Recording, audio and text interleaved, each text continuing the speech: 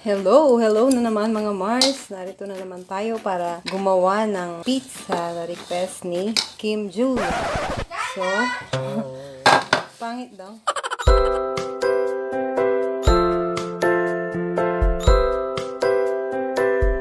So, magsa-start tayo sa ingredients natin sa dough. Pasensya na po sa aking kamay at kanina ay nag-hair dye ako kaya mukhang marumi. Pero hindi po yan marumi. Lalagay tayo ng 1.5 cup of warm water. Lalagay natin yung ating 1 teaspoon of yeast. Tapos, 2 teaspoon of sugar. And, tayo natin siyang mag-activate.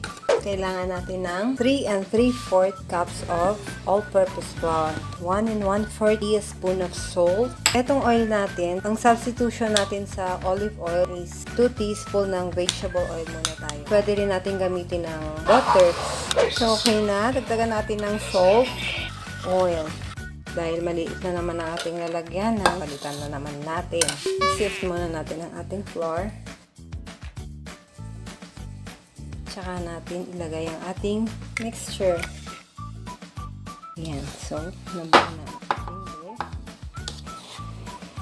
Julia, mamasa mo, diba? Yes. Come here. Wash your hands.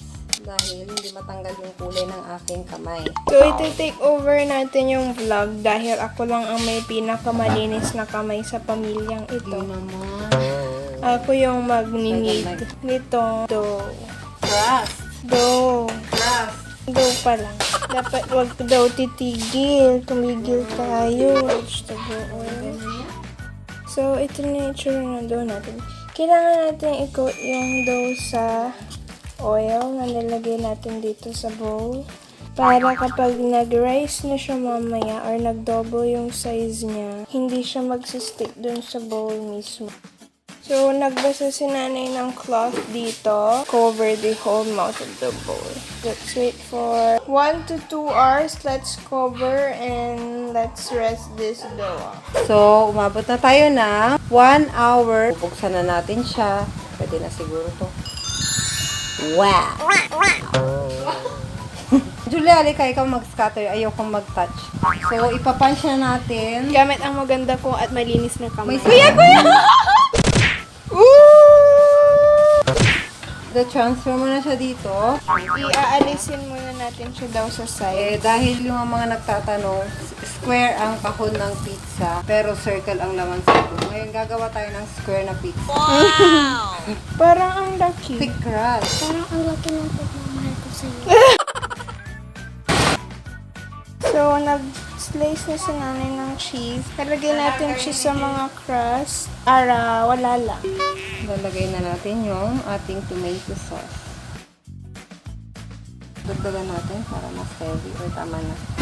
Ay, maasim!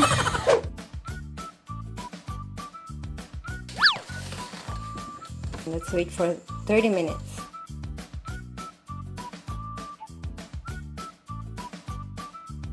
So, ito try natin tignan. 20 minutes na. Try natin baka kasi nasunog na siya.